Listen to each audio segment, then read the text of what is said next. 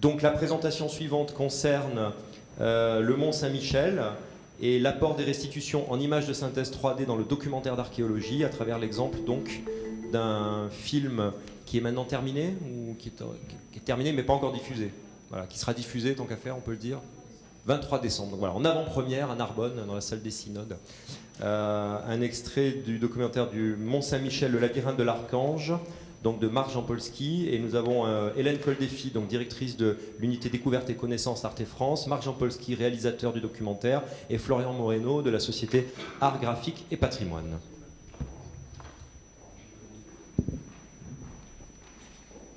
Une vraie présentation, on répond pas aux questions alors. Oui, d'accord. Bon, c'est moi qui introduis forcément un petit peu. Donc juste pour vous dire un petit peu globalement, évidemment, enfin peut-être des choses que vous savez déjà, mais que Arte est très investi dans le documentaire d'archéologie, puisque ça fait déjà plus de 20 ans maintenant qu'on a une case qui s'appelle l'Aventure humaine le samedi soir, qui traite d'histoire, mais très régulièrement qui présente des documentaires d'archéologie. Donc des documentaires de prime time, souvent de 90 minutes, voire des mini-séries en 2 fois 52 minutes, mais on est quand même sur des gros objets par définition archéologiques.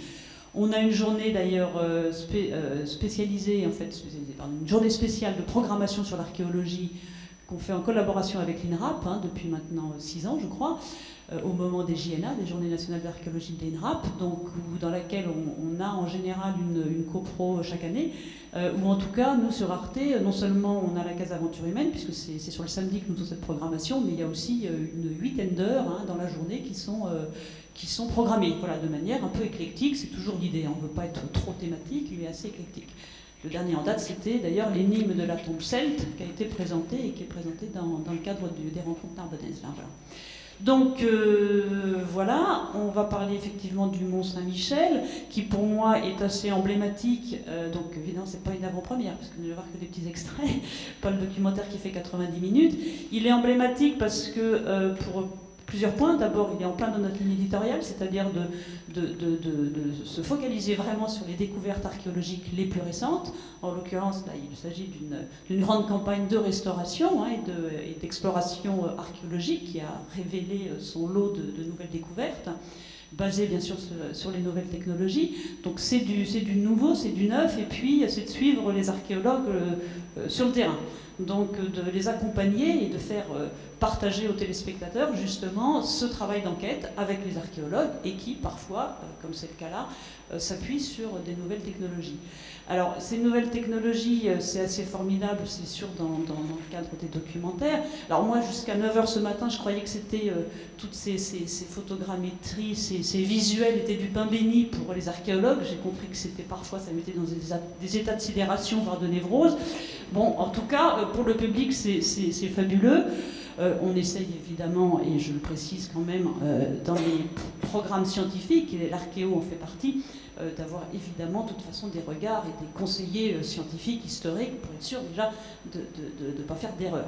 Bon, j'ai aussi appris qu'il fallait parler de restitution et pas de reconstitution. Voilà, c'est des mots... Bref, donc en tout cas, on va vous montrer, pour commencer, une petite bande-annonce que nous avions fait à Arte dans le cadre de la conférence de presse de rentrée, donc d'1 minute, assez accrocheuse, mais qui vous donne une petite idée. Alors, elle doit être sur la page d'accueil. Ah oui.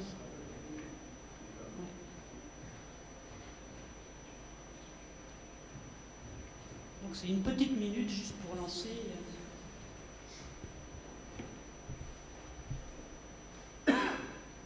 Donc c'est quand même une vaste histoire parce que c'est raconté 13 siècles quand même de l'histoire du monde, donc réalisé par Marc.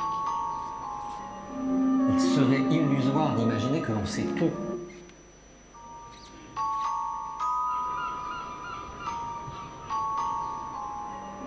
Il serait illusoire d'imaginer que l'on sait tout du Mont Saint-Michel. C'est un livre dont certains chapitres restent à écrire. Et c'est d'autant plus intéressant à étudier que certaines époques ont tenté d'effacer les précédentes. On va essayer de repérer les couloirs qui ont été scannés pour voir s'ils sont sur le même niveau de circulation. Partant à la recherche de cet empilement d'éléments architecturaux, c'est donc une sorte d'énigme à lever. Ce qu'on voit autour de nous, ça reste assez mystérieux. La particularité quand même du monde, qui est le mystère non encore expliqué, c'est la présence d'un coffret avec un squelette, le crâne, un trou. C'est une relique en creux du doigt de l'archange.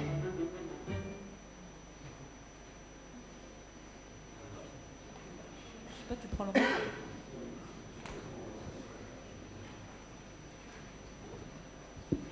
Voilà, donc évidemment, c'est une bande-annonce, hein, donc c'est fait pour annoncer et pour essayer de donner envie d'être vu. Alors, pour rester très précisément dans le débat, enfin dans la conversation, et là il s'agit donc de la transmission, moi en tant que réalisateur, je vais vous parler de la manière dont on a utilisé ces technologies pour faire passer un certain nombre d'idées qui sont souvent du domaine de la science, de l'archéologie, et qui ne sont pas forcément évidentes à rendre claires et explicables à un public qui est pas un public d'archéologues à la base. Alors, ce qui est particulier dans ce film-là, moi j'ai souvent utilisé de la 3D, comme on dit, pour les films, mais je pense que jusqu'à maintenant, cette 3D était essentiellement faite pour restituer, dans le cas présent, un état que le film s'évertuait à expliquer, à révéler, et puis à la fin, on a effectivement une visualisation du résultat. Ça peut être une ville, ça peut être un tombeau, ça peut être des choses comme ça. Mais le plus souvent, c'est utilisé uniquement pour ça, c'est-à-dire que c'est un effet qui est parfois assez spectaculaire, mais qui n'a pas véritablement une valeur de preuve scientifique. Alors la différence chez nous, c'est qu'on a voulu ici utiliser ces technologies d'abord pour aller plus loin dans la compréhension, et ensuite pour permettre aussi aux scientifiques et aux archéologues d'aller eux-mêmes davantage, d'aller plus loin dans leur propre recherche.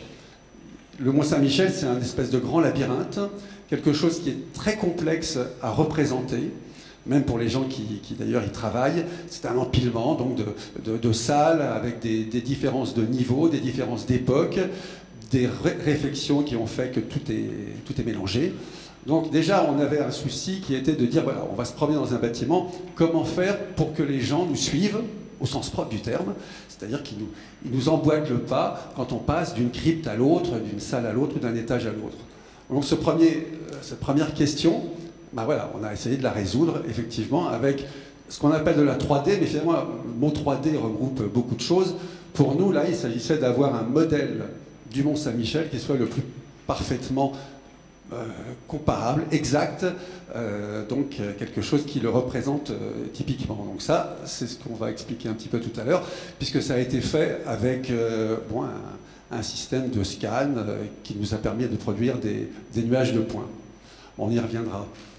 Nous, on avait besoin d'un visuel du Mont Saint-Michel. Donc on a travaillé avec la société AGP, Art Graphique et Patrimoine, sur la manière d'utiliser ce nuage de points pour le rendre, dans un premier temps, accessible et, je dirais, sous la forme d'une espèce de maquette dans laquelle on va pouvoir se promener. Donc j'ai préparé un certain nombre d'exemples qui vont vous montrer comment on a imaginé, alors à partir d'outils qui sont effectivement très, très scientifiques, très techniques, une visualisation qui, elle, est faite pour être vécue par le spectateur. Alors, je vais montrer quelques exemples. Hein. Voilà, si j'arrive à l'ouvrir. Alors ça, on est dans le début du film. Alors la première chose, effectivement, c'était de pouvoir comprendre comment, à travers cet endroit... Le Mont Saint-Michel fait partie des silhouettes les plus connues au monde et attire chaque année des millions de visiteurs. L'endroit a de quoi fasciner. Enserré de murailles et semblant jaillir du rocher lui-même, il est un dédale de ruelles et de passages étroits qui mènent au pied d'une sorte...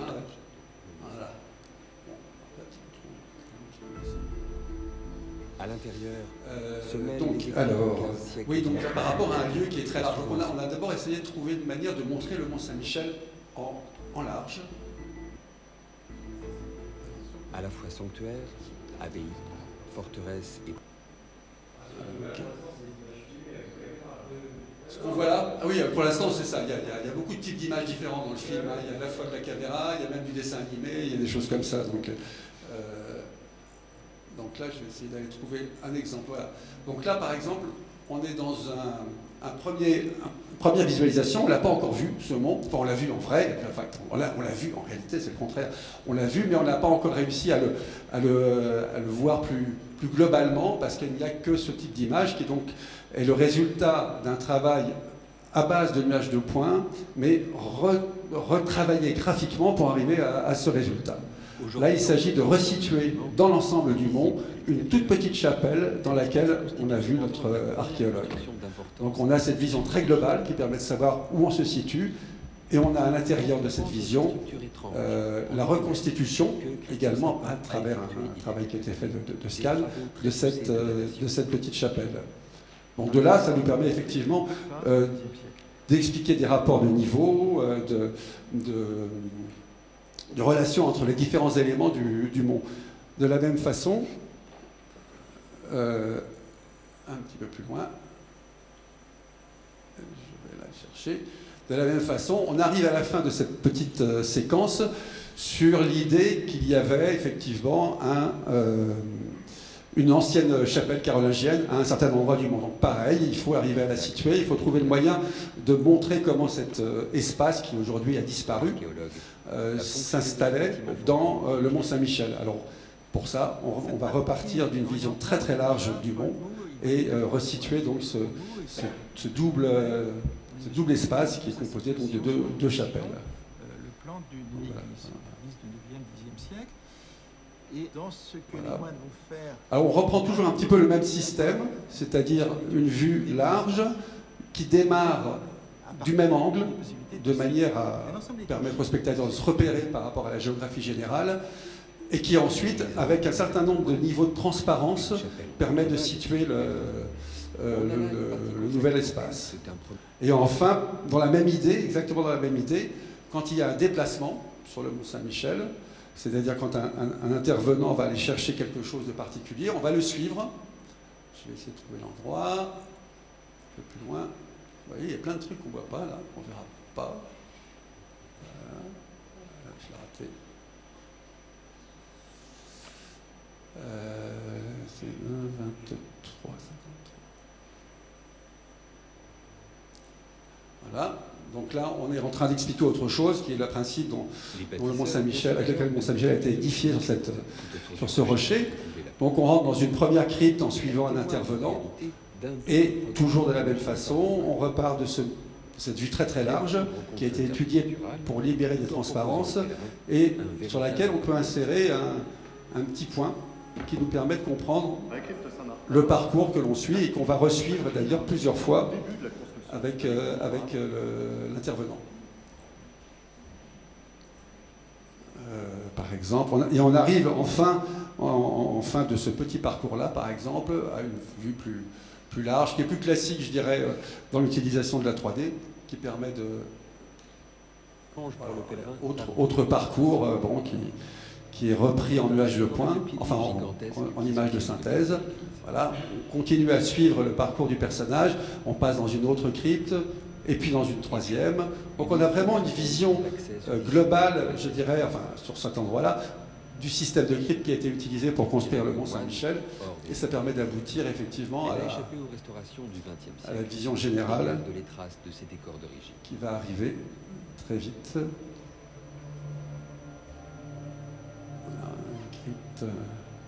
Avec Notre-Dame sous terre, voilà. Donc on retrouve là les différents endroits qui ont été visités, la forme du rocher qui est également modélisée, et l'ensemble des trois cryptes, enfin les 4 cryptes avec Notre-Dame sous terre, et la manière dont du coup s'installe l'abbatiale, l'église abbatiale. Le bâtiment original, il ne subsiste aujourd'hui que certaines... Alors voilà, donc déjà cette partie-là, je vais peut-être te passer la parole pour ça, pour expliquer un petit peu. Ce que je veux juste souligner, c'est qu'on a beaucoup travaillé effectivement à notre niveau, c'est-à-dire au niveau de la réalisation, sur la visualisation, par exemple, sur ne serait-ce que les niveaux de transparence de ce grand monument. Qu'est-ce qu'il faut laisser voir suffisamment présent pour qu'on puisse comprendre, et puis en même temps libérer des espaces pour que les gens puissent réaliser les endroits que l'on veut montrer. Oui, en fait, sur le... Ça marche.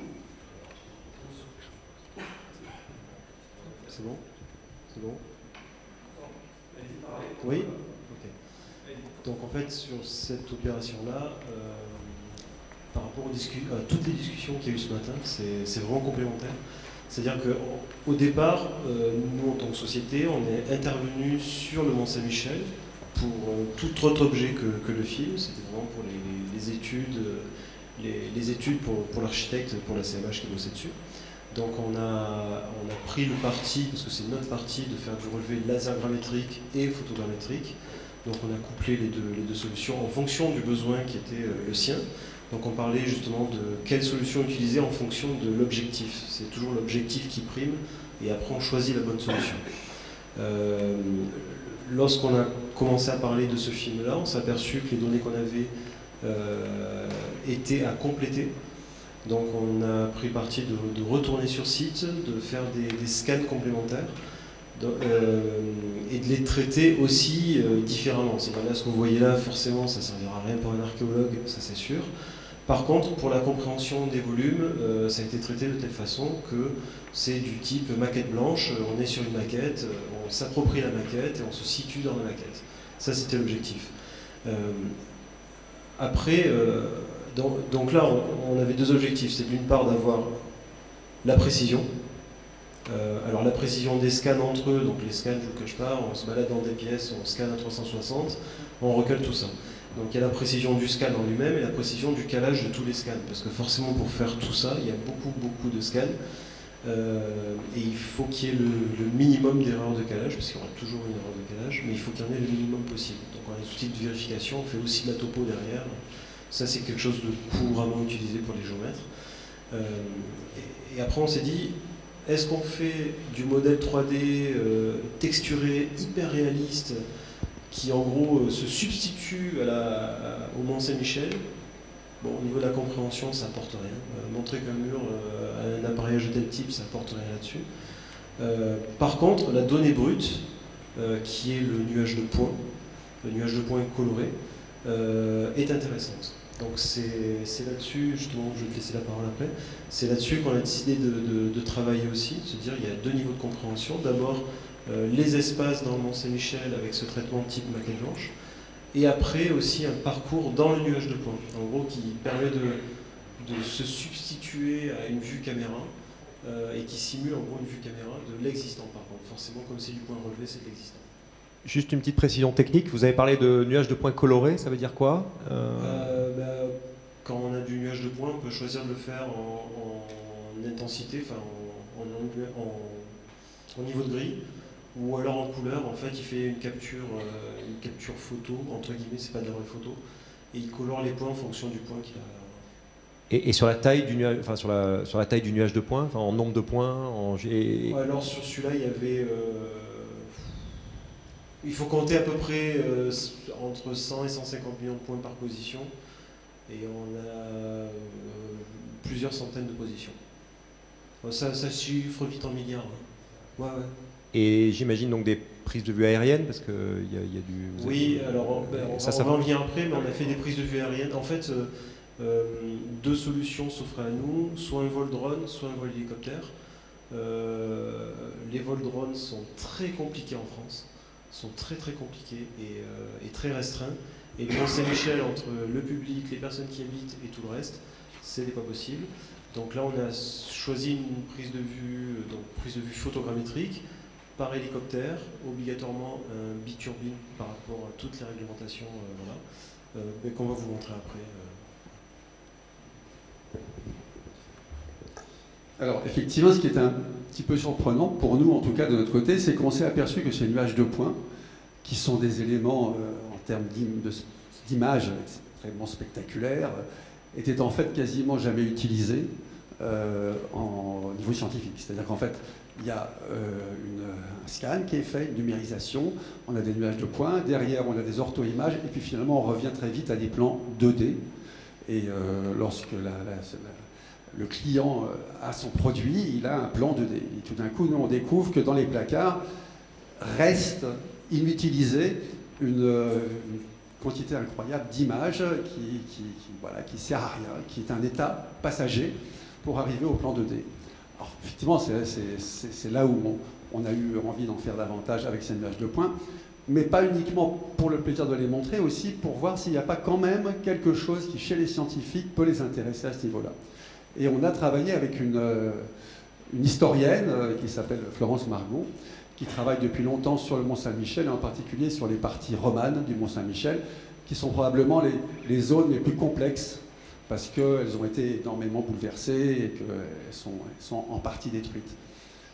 On lui a proposé donc de travailler sur ces nuages de points. Alors là, on était vraiment dans une vision tout à fait nouvelle du lieu, qui permet, en l'occurrence, de mettre en rapport des espaces, alors avec des endroits qui sont des endroits qui apparemment arrivent dans le vide, des couloirs, des endroits disparus, de comprendre comment s'organise de façon verticale à travers les planchers, justement, des reports de charge, ou alors à l'horizontale, quels sont les niveaux de planchers qui correspondent dans des bâtiments qui sont assez éloignés les uns des autres. Donc on a mis à sa disposition cette technologie, on va dire. Elle l'a utilisée. Alors elle travaille depuis longtemps là-dessus, elle avait des hypothèses, elle n'a pas tout découvert avec ça, mais vous allez voir, je vais vous montrer l'extrait. Elle a quand même réussi, grâce à ce système de nuages de points, utilisé comme des nuages de points et un petit peu de l'orthoimage, à se refaire toute une visualisation, une idée du Mont-Saint-Michel tel qu'il était à l'époque romane. Donc c'est en 003730. Je vais vous laisser le film un tout petit peu pendant 4 minutes. Oui, je vais mettre le son pour que vous puissiez un petit peu... Bon, alors là, il y a toute une partie où elle s'interroge, évidemment, sur le...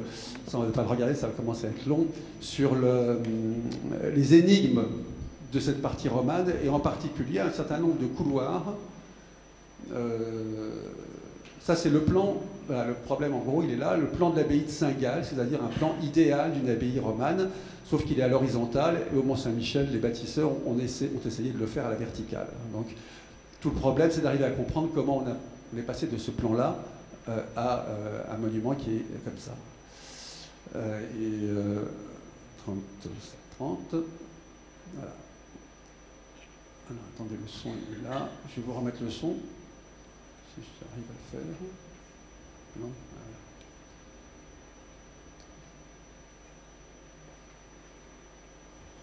Plan horizontal à un rocher qui impose de tout construire à la verticale. Réel défi pour les bâtisseurs de l'époque, devenu un vaste puzzle pour les chercheurs d'aujourd'hui.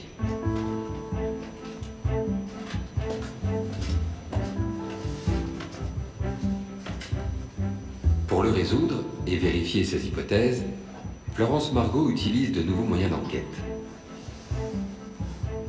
Il s'agit de scanner un à un tous les espaces qui composent les parties romanes, soit une bonne moitié de l'abbaye. Objectif, créer un modèle numérique exact des zones à étudier. Un double parfait qu'elle va pouvoir soumettre à des observations nouvelles et irréalisables sur le terrain. On va essayer de repérer les couloirs qui ont été scannés pour voir s'ils sont sur le même niveau de circulation. Alors voilà, on voit bien le premier là. On voit qu'il débouche dans le vide, aujourd'hui. On pense qu'il y a un bâtiment ici qui s'est effondré. Et moi, ce qui m'intéresse, c'est de savoir s'il fonctionne sur le même niveau que le petit couloir qui est situé dans les logis de l'Ouest. Oui, on peut isoler les deux couloirs qui sont ciblés. Ah oui, ça c'est très bien, ça c'est parfait. Eh ben oui. Là, on a celui du couloir nord, et il est sur le même niveau que celui qui longe la salle des Fleurs de Lys.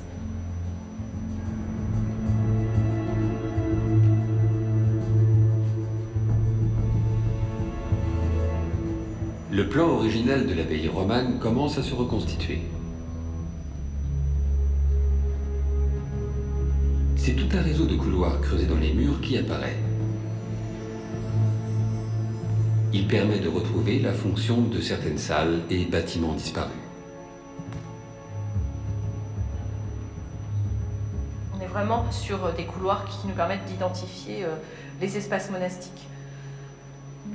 On a ce couloir qui provenait en fait du bâtiment des cuisines qui a été effondré, qui devait également desservir la salle qui jouxtait ce bâtiment des cuisines qui devait être le réfectoire des moines. Et on a donc un couloir qui se prolonge vers l'ouest.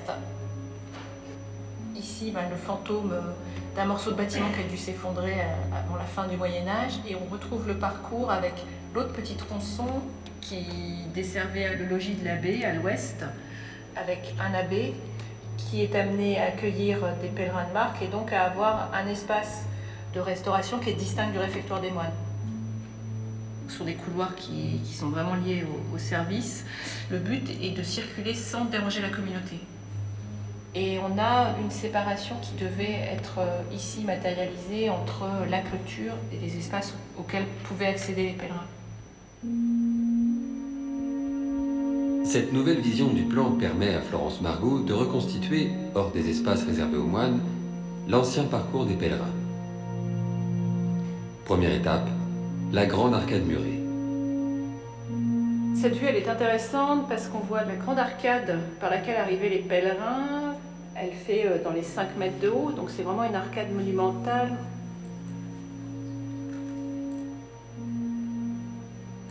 Le débouché donc, devant Notre-Dame sous terre qu'on aperçoit ici en coupe.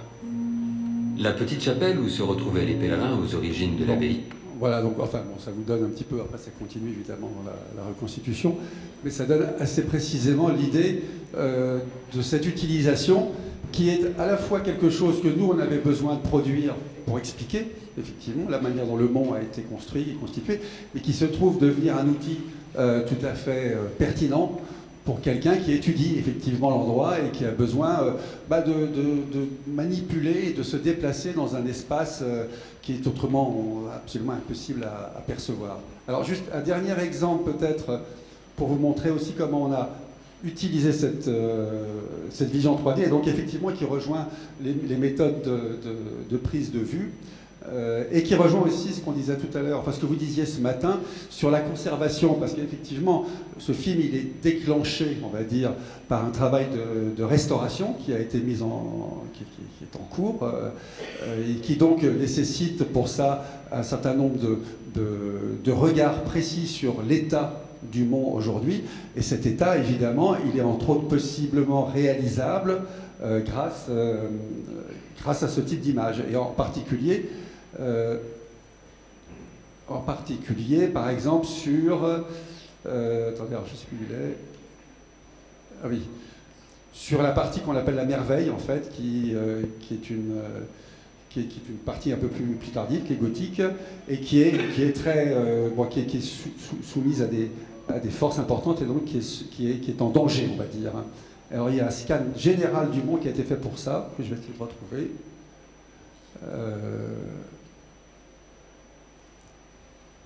Alors avant ça, on peut voir ça effectivement. Alors ça c'est la merveille précisément.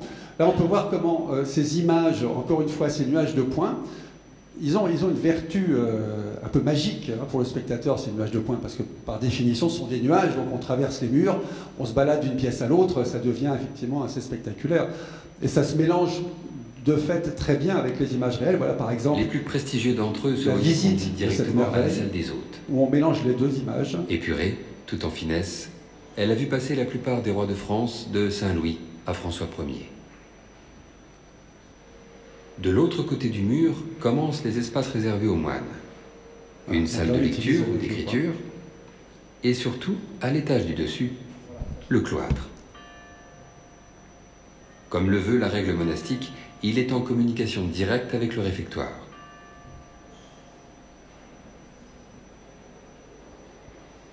Voilà, donc là on a un exemple assez précis de la manière dont on peut créer un parcours en mélangeant les deux images et en devenant effectivement extrêmement clair, extrêmement pédagogique sur la façon de se déplacer. Et puis donc un peu plus loin, 52.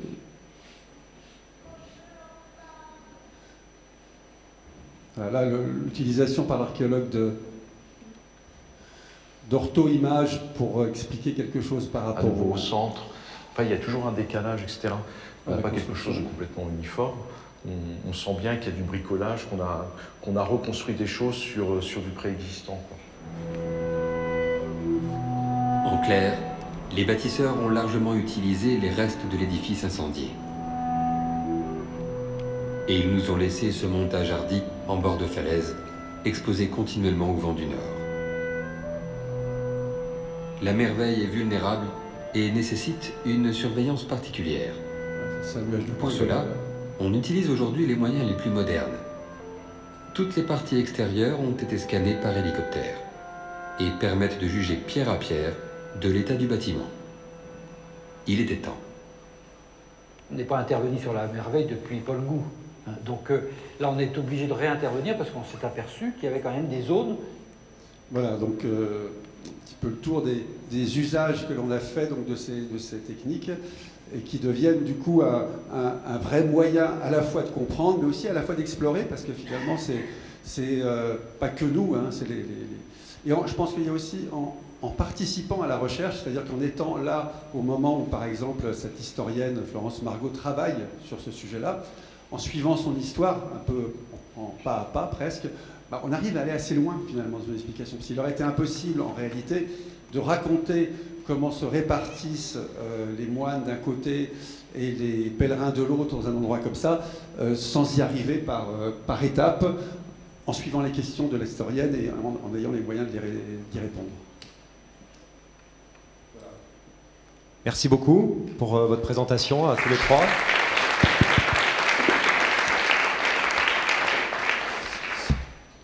Bon, je vais peut-être pas poser la première question, toujours moi, si quelqu'un a une première question. J'en ai plein, bien sûr, hein, mais...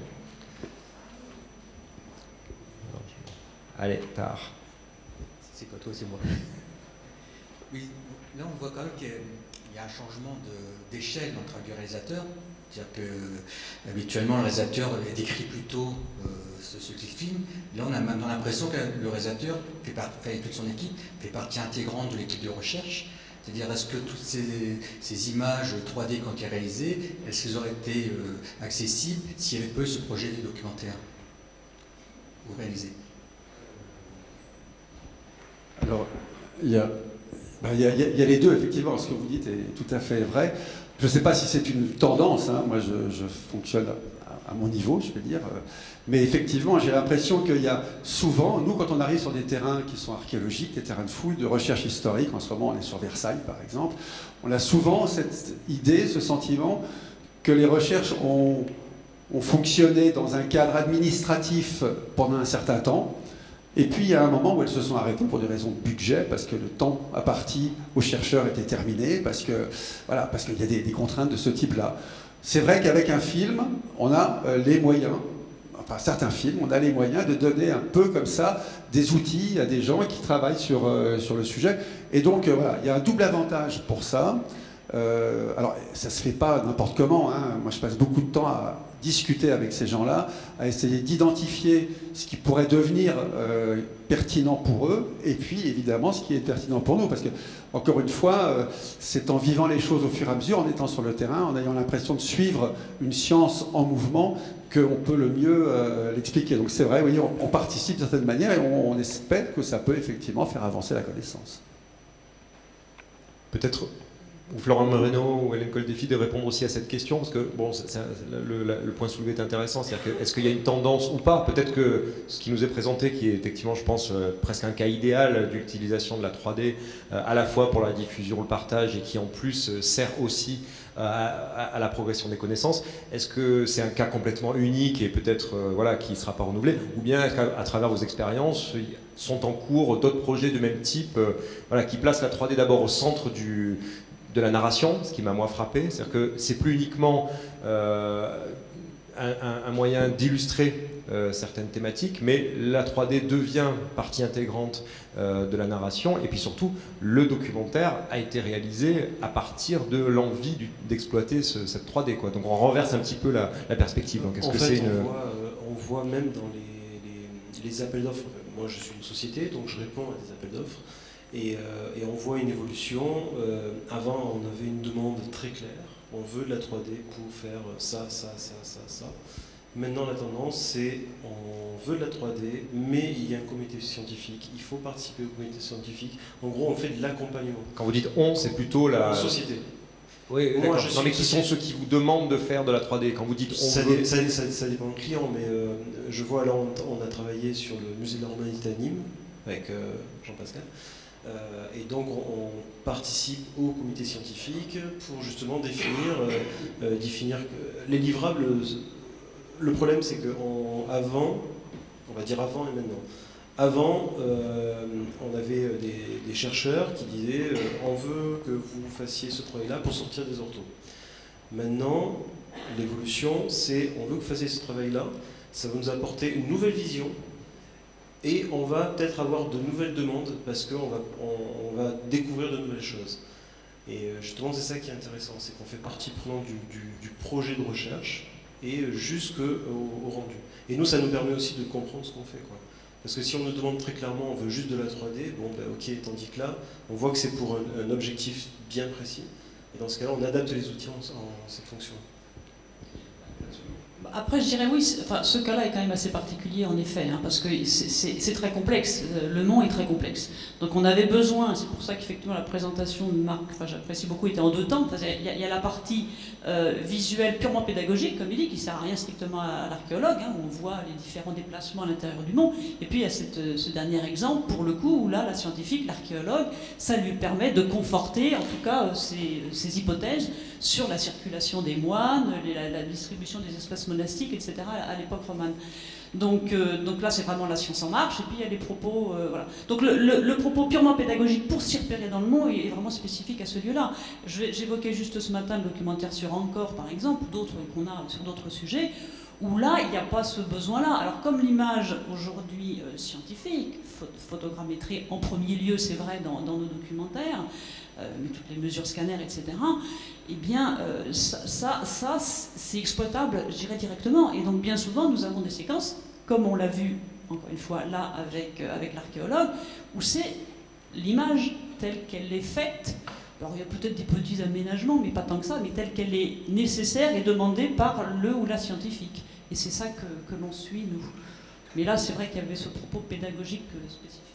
Question bassement matérielle avant de passer le micro à Dominique. Même si Kay Meserberg nous a dit tout à l'heure que les chiffres finalement importaient peu, mais quand même, hein, c'est une journée professionnelle.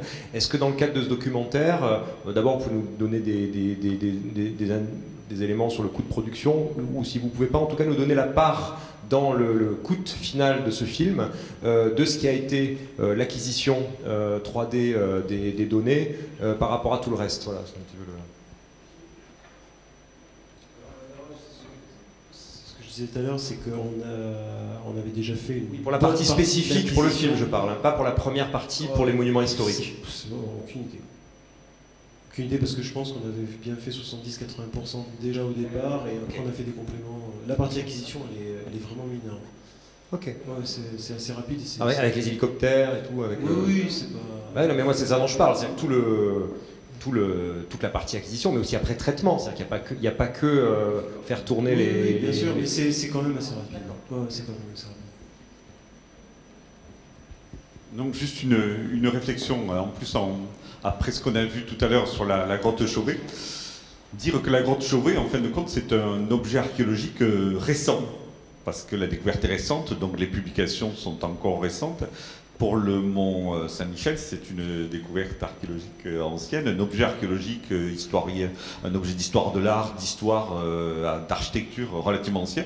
Et donc il y a toute une bibliographie, toutes des références, et que pour des archéologues, il y a autant d'espaces et de lieux et de regards que de spécialistes qui s'intéressent au mont Saint-Michel. Donc dans le cas de la grotte Chauvet, on a l'impression qu'on a décliné des produits autour d'un objet archéologique, la grotte Chauvet, tandis que là, en fin de compte, vous arrivez à synthétiser toute une série de recherches, et comme je disais ce matin, la connaissance, ce n'est pas une accumulation de connaissances, donc vous arrivez à simplifier et à présenter quelque chose qu'on ne voit nulle part ailleurs. C'est ça qui est intéressant, c'est-à-dire qu'en fin de compte, même les cheminements ne sont pas si simples que ça. C'est-à-dire le mont Saint-Michel, c'est une silhouette, et ensuite, c'est des objets archéologiques au niveau de la pièce, au niveau de la période, au niveau du regard, des rituels, etc. Et là, vous arrivez non pas à raconter une histoire, mais à présenter tout ça. Donc c'est remarquable. Et puis, voilà, le cheminement, par définition, c'est la manière logique. Je me permettais, pas tout à l'heure de critiquer, mais de dire qu'effectivement, les regards vers le haut, vers le bas, dans la grotte Chauvet, je ne comprenais pas. Alors que là, le cheminement, c'est par définition comme ça qu'on se présente dans un monument. Or, quand on y va, on ne peut pas le sentir, on ne peut pas le voir. Donc vous arrivez à bâtir une histoire pour chaque phase du Mont-Saint-Michel. Et ça va faire plus qu'un film. C'est pour ça que franchement, là, c'est tout l'art de Marc, et il n'en est pas à son premier documentaire, et heureusement il y en a d'autres qu'il va continuer de faire. C'est effectivement de raconter l'histoire connue, donc c'est vraiment, on raconte 13 siècles d'histoire connue, mais dedans, et ça pour le coup, nous, c'est pour ça qu'on a pris le projet, hein, c'est pas on va raconter tout ce qu'on sait sur le Mont-Saint-Michel, c'est parce que ça s'inscrivait dans de la science en marche aujourd'hui. Donc c'est de la restauration, et puis c'est encore de l'exploration comme on le voit là. Donc c'est arrivé à tricoter ces deux temporalités-là, en fait. Donc finalement, on explore, et c'est ce qu'il a proposé. Alors, il y a un travail d'écriture scénaristique, enfin de scénario très précis au départ. Après, il y a la réalité du terrain. On en parlait encore à midi tous les deux. Enfin, il peut en parler, laissez-en parler. Mais voilà, c'est cet art-là d'arriver à tricoter l'histoire du Mont sur 13 siècles. Et en même temps qu'on fait ce voyage-là dans le temps, on est à chaque moment, j'ai envie de dire, à chaque siècle ou presque, avec des scientifiques, des historiens qui nous révèlent des choses aujourd'hui. Donc voilà, on est super content qu'on a ça, c'est ce qu'on aimerait avoir tout le temps, on l'a bien souvent. Voilà. D'autres questions pour nos intervenants? Une petite question, puisque c'est toujours journée professionnelle, donc sur les passerelles qui peuvent exister entre les différents médias. Donc là, on est dans un film documentaire qui va être diffusé à la télévision. Par rapport à ce qui a été présenté précédemment par Kay Meseberg, on peut imaginer que toute cette acquisition de données, on imagine très bien ce que ça pourrait donner en termes de visites virtuelles dans le Mont-Saint-Michel. Dans un second temps, une fois que le documentaire aura été diffusé, éventuellement rediffusé pour la télé, que ce type d'acquisition 3D finalement puisse avoir plusieurs vies, plusieurs utilisations en repartant de données pour les exploiter, plus pour une visite virtuelle via Arte 360 ou autre. Hein. Étant donné qu'on a la donnée brute et qu'elle a été faite, enfin qu'elle est complète, après on peut la décliner. Là, elle était déclinée dans ce cas-là, après on peut la décliner dans d'autres cas. Mais ça pose aucun souci. Et vous connaissez des usages de diffusion vers le grand public autre que le film documentaire de ce type de relevé 3D, vous qui êtes dans une société qui produit ce type de données? Pour les relevés 3D, oui, maintenant il y a tous les dispositifs, il y a les applications. On a travaillé sur des applications qu'on appelle des applications de territoire, qui permettent de découvrir un territoire avec un iPad. En gros, c'est un audio guide, une version iPad avec de la 3D dedans. On a fait ça sur différents sites. Le plus proche, c'est Perpignan. Perpignan 3D que vous pouvez télécharger, qui est disponible. Après, il y a les films de projection interactifs sur lesquels on a travaillé. C'est-à-dire qu'on a un film de projection mais qui est en 3D sur lequel on a la main. C'est-à-dire qu'on peut l'arrêter quand on veut. La 3D, on peut la tourner quand on veut. C'est vraiment quelque chose d'interactif. Sur écran d'ordinateur? Non, dans une salle de cinéma. Ah. Ouais. Donc ça, c'est ce qu'on a fait à Logerie Basse, dans le Périgord. Donc ça, c'est une application préhistoire, là. Oui, une application préhistoire. D'accord. Et après, il y a beaucoup d'autres choses faisables. Les casques aussi. Après, ça reste des outils. Quoi. Madame, la dame. Et après, on passera à la présentation suivante, peut-être. Pour rebondir sur ce que vous venez de dire sur les utilisations de la 3D, quelle est la marge, le pourcentage d'erreur entre la réalité et la 3D? Et sont-elles corrigées et comment? Alors, je dois avouer que je pense à l'utilisation par l'archéologue pour son travail. C'est une très bonne question. Comme je disais tout à l'heure, le relevé se fait en fonction de l'objet. C'est-à-dire quel est l'objectif, et on adapte notre relevé en fonction de l'objectif. Donc, comme nous l'a présenté ce matin, on fait de la photogrammétrie, il y a des protocoles qui sont plus ou moins stricts en fonction de l'objectif que l'on a. Notamment Micmac, qui a quelque chose de très très rude, enfin très strict on va dire, qui permet de valider la précision, etc. Parce que c'est dans un but scientifique. Là, dans ce cas-là, au niveau du scanner, on va parler au niveau du scanner, la seule chose qui peut nous vérifier, qui peut nous valider la précision du scanner, c'est l'étalonnage que l'on fait du scanner. Et toutes les années, nos scanners partant d'usine, on a un certificat d'étalonnage qui nous dit oui, c'est précis, à tant de précision. Et ensuite, c'est sur le recalage des scans entre eux, C'est-à-dire qu'on va faire des centaines de scans. Il faut qu'ils soient tous calés dans un même référentiel. Et là, pour cela, on fait du relevé Takeo, c'est-à-dire un relevé de géomètre pur, qui permet justement de consolider ces données, de vérifier qu'on est en dessous de X millimètres, X centimètres, etc. Voilà. Et après, sur les données en elles-mêmes, au niveau du relevé archéo, là, on est plus sur de l'objet. On ne va pas faire un relevé archéo au millimètre sur l'ensemble du Mont Saint-Michel. Au niveau de quantité de données, ce serait complètement démesuré. Maintenant, si on a besoin de faire un relevé archéo sur une zone très précise, on va peut-être pas utiliser cette solution-là, mais une autre solution. C'est vraiment en fonction. Enfin, à chaque fois, on nous dit, c'est pour la petite histoire, mais comme je disais, on répond beaucoup d'appels d'offres. Et on nous demande souvent, on veut un scan parce qu'à la fin, on veut ça. Alors, on veut un scan parce qu'à la fin, on veut ça. On veut un scan, on s'en fout. Non, vous ne voulez pas un scan, vous voulez ça à la fin.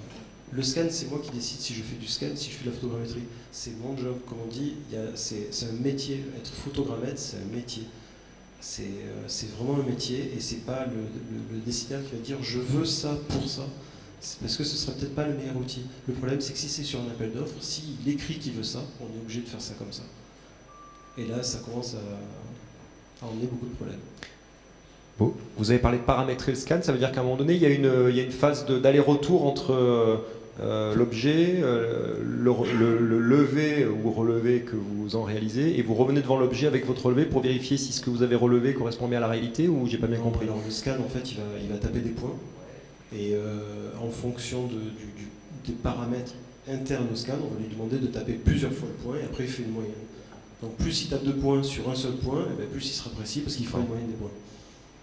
Mais ça, par contre, ça augmente le temps de scan. Et après, il faut jouer avec ça. Rappelez-nous les scanners actuellement, parce qu'il y avait une course aux armements à un moment sur les scanners qui sortaient. Ah oui, bah tiens, d'ailleurs, on va aborder la question maintenant. Il y a toujours ça. Oui, c'est ça.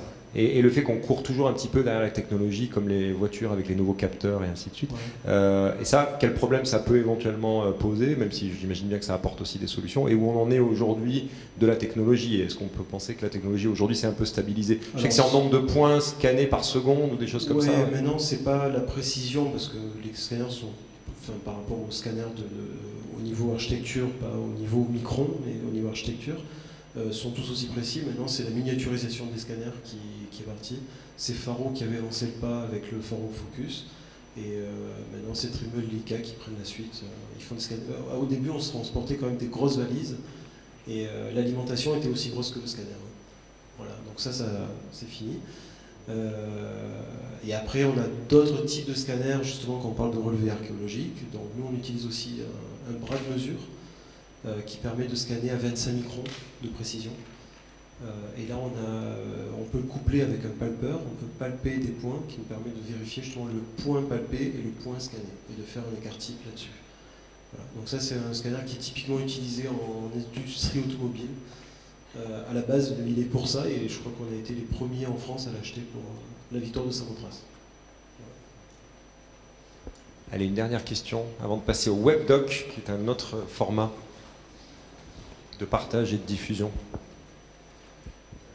Oui, juste une petite question, à savoir, ces données, est-ce qu'elles sont disponibles pour les chercheurs? Est-ce qu'ils peuvent accéder aux données 3D, ou est-ce que voilà, elles restent... C'est une très bonne question. C'est une très très bonne question. Aux chercheurs en dehors du présent projet, si quelqu'un arrive... C'est une excellente question, parce qu'on a parlé ce matin des livrables. Les données acquises ne font pas partie de livrables. Dans les appels d'offres, on précise que le livrable, c'est des ortho-images, c'est du dessin, mais les données acquises ne font pas partie des livrables. Donc, que j'acquière mes données avec un scan, avec un appareil photo, quoi que ce soit, ça ne dépend que de moi, mais c'est mon outil de travail, je n'ai pas à fournir mon outil de travail. Je fournis que mes données livrées, en fait. Exactement, mais de toute façon, dans tous les appels d'offres, j'en vois 1 sur 50 qui propose de livrer les données acquises. Il paraît qu'ils veulent le faire, mais le problème c'est qu'il n'y a aucun organisme encore qui arrive à tout répertorier. Enfin, pour avoir travaillé aux 3 Louvres, donc Louvre Abu Dhabi, Louvre Paris, Louvre Lens, je pense que nous avons la plus grosse collection de modèles 3D pour le Louvre.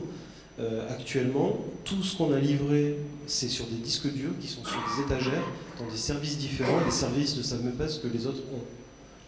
Donc on fait office de base de données, en fait on fait ce qu'on ne devrait pas faire, ce qu'on n'est pas censé faire, mais on le fait parce que c'est comme ça.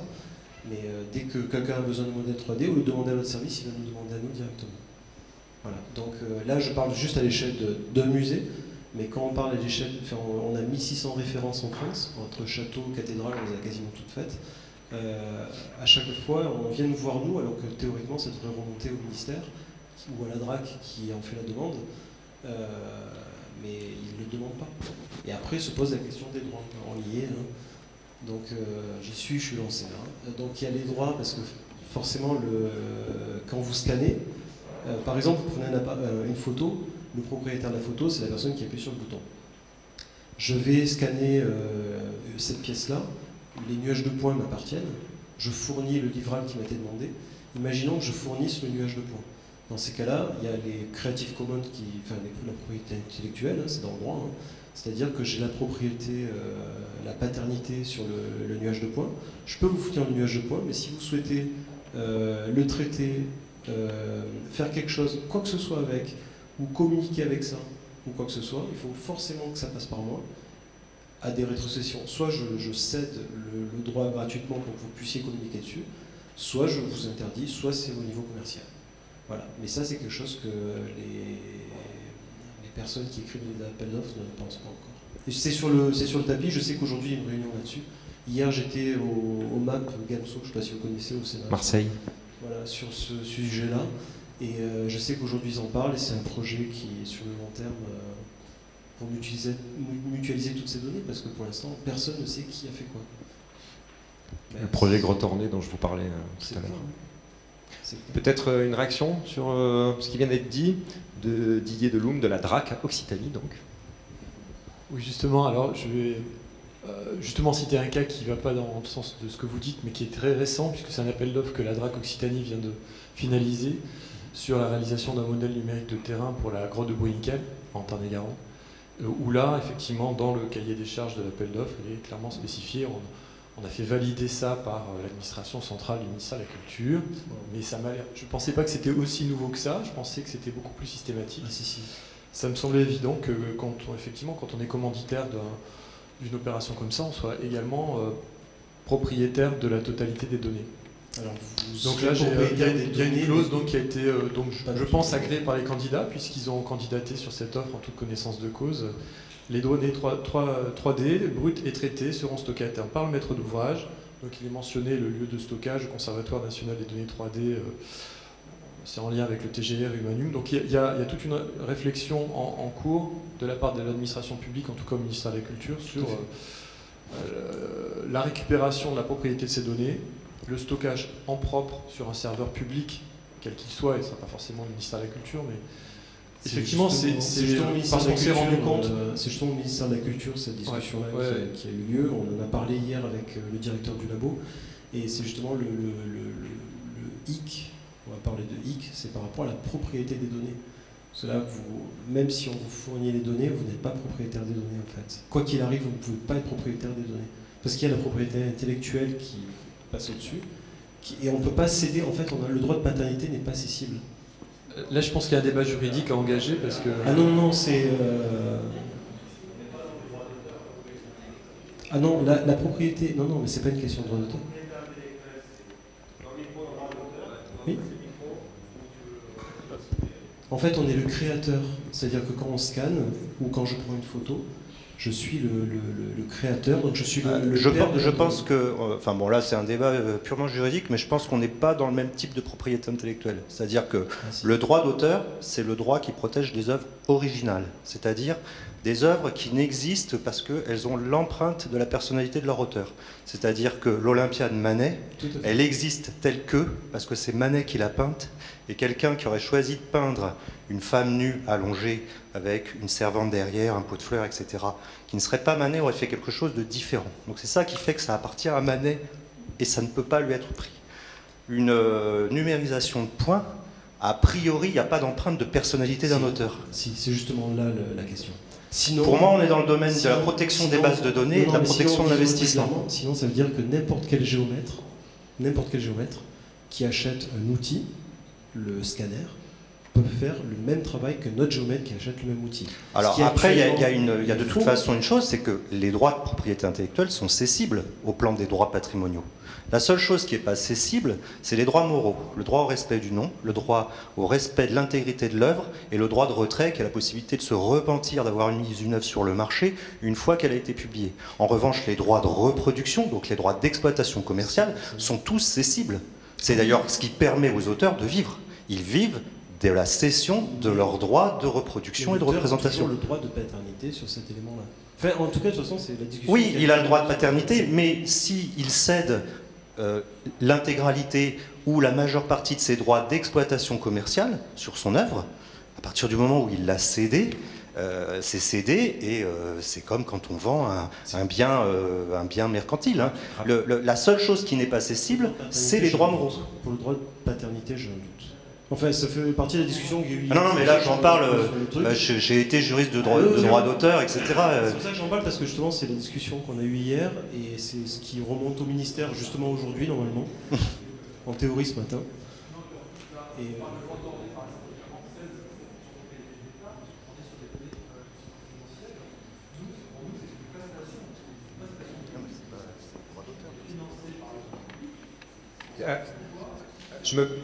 Donc je me permets d'apporter un éclairage lié à l'expérience dont je vais vous parler concernant la grotte Chauvet. C'est peut-être en train de changer.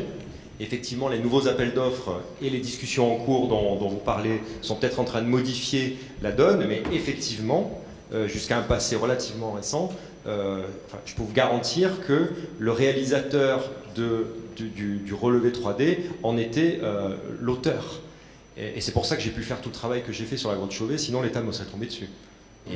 Et on s'est bien, en tant qu'éditeur, Synops, garanti d'éventuels problèmes, et on nous a dit non, vous travaillez avec Hyperradio, donc pour parler de Hyperradio, auteur du relevé 3D, vous avez un accord avec lui qui ne nous concerne pas, soyez sympa en parlant de la grotte Chauvet en bien et de l'équipe scientifique, ce qu'on a fait, mais on avait accès à ces données, parce que Hyperradio, on était auteur. C'est peut-être en train de changer, attention, mais je veux dire, c'est clairement comme ça que ça stipulait sur les contrats qui ont été signés entre l'État, le ministère de la Culture et des... C'est exactement l'exemple que j'avais en tête. Voilà. Non mais, c'est une réalité. Ah oui, non, il paraît que je parle plus de la grotte Chauvet. On va passer au webdoc.